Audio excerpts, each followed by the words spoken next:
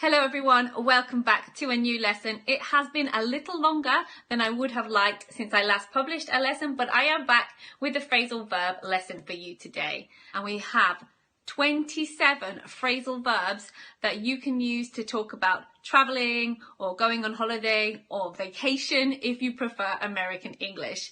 I think 27 phrasal verbs is more than enough to enable you to talk confidently about your holidays, whether that's for general life or if you're planning on taking an exam and maybe you could be asked about travel or holiday time.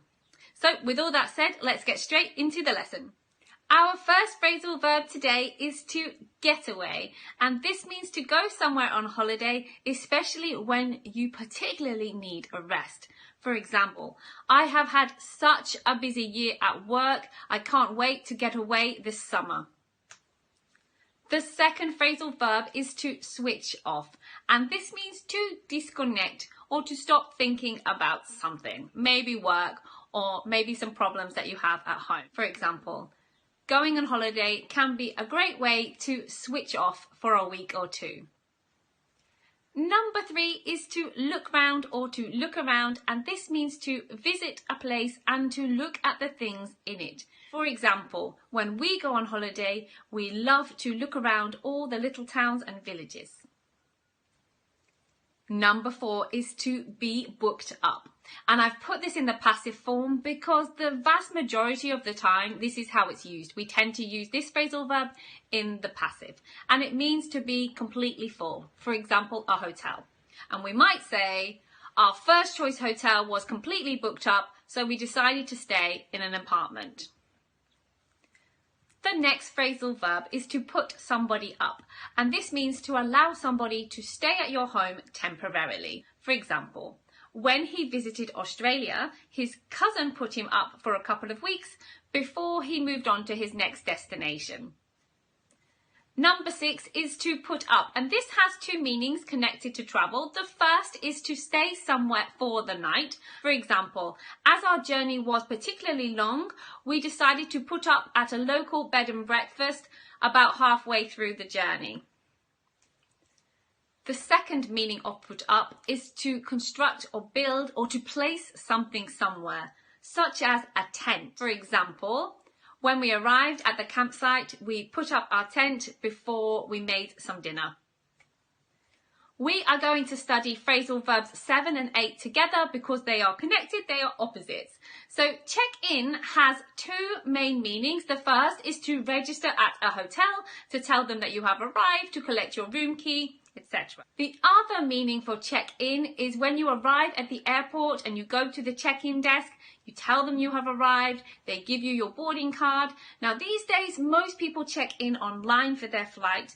However, sometimes you need to check in your bags or equipment. Particularly if you have large suitcases or large pieces of equipment, you will go to the check-in desk and they will take your suitcase or equipment, and they will usually give you some sort of card to let you know that it has been checked in.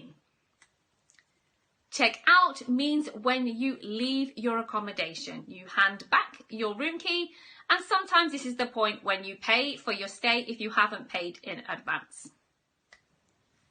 Phrasal verbs 9 and 10 also come as a pair. We have to drop off and to pick up. So if you drop somebody off, you take them somewhere in your car and leave them there. For example, he asked his friend if he could drop him off at the airport. And pick up means to go somewhere to collect somebody in your car where they will usually be waiting for you. For example, we will come and pick you up from the train station at about 12 o'clock.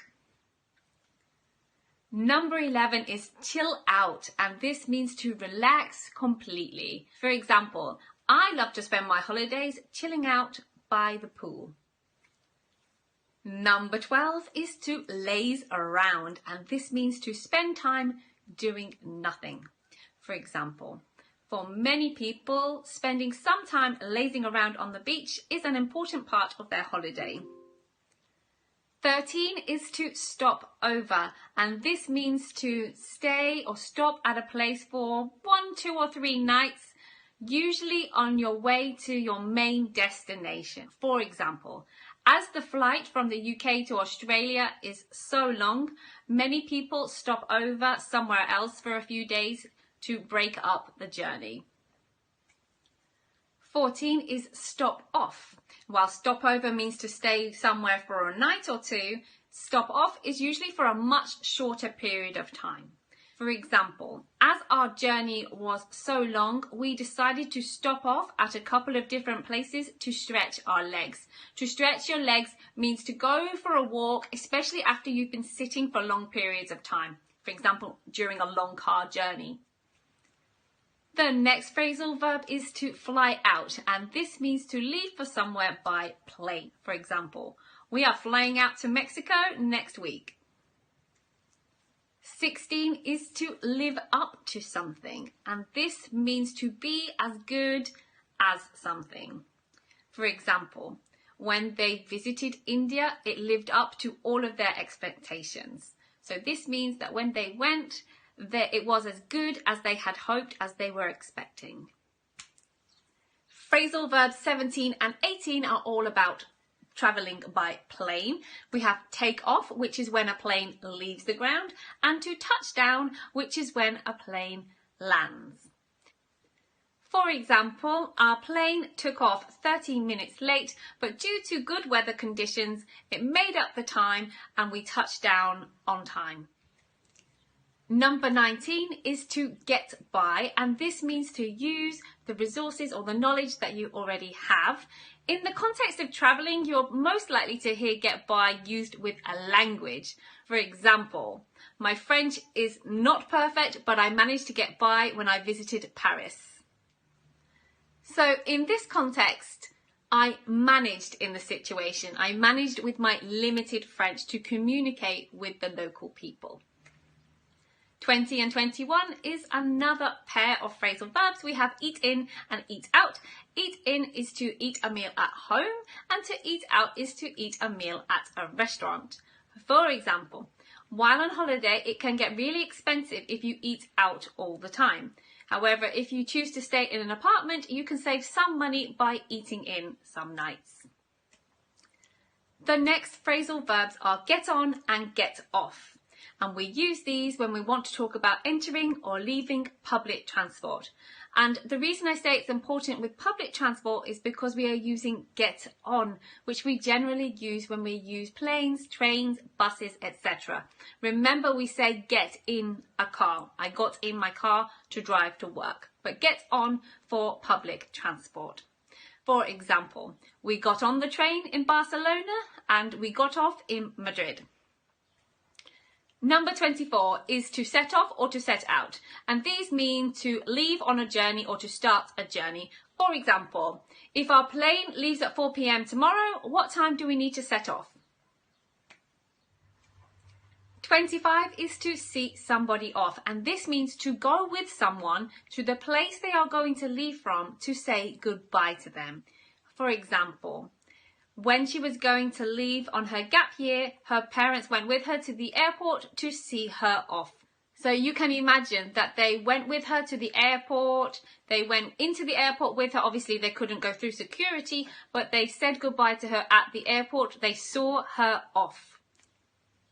26 is to get in, and this means to arrive when we talk about trains, planes, buses, etc. For example, if you let me know what time your train gets in tomorrow, I'll come and pick you up from the station.